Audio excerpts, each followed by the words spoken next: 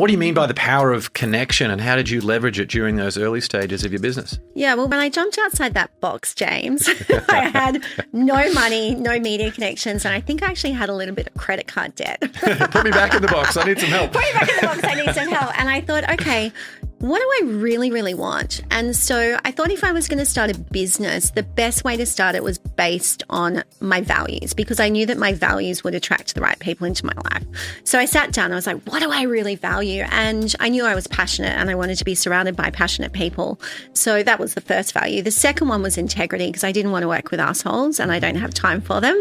And the third one was delivery, because you only are as good as this last podcast chat or the people that you meet, and create and deliver impact for. So I had my values, and then I'm like, okay, well, I need to actually attract my first client. So I started making calls in Australia and I said, look, I've just started this brand communications agency. It's called Torstar.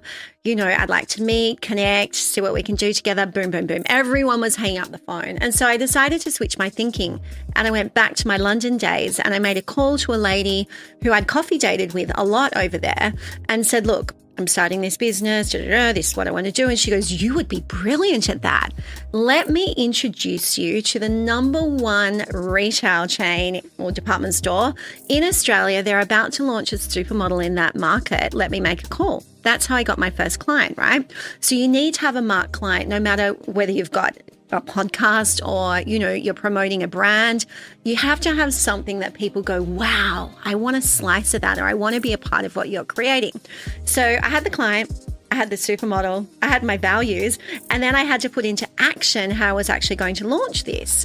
And again, no one would take my calls. And so I decided to sit down and say to myself, how am I going to build a really powerful network?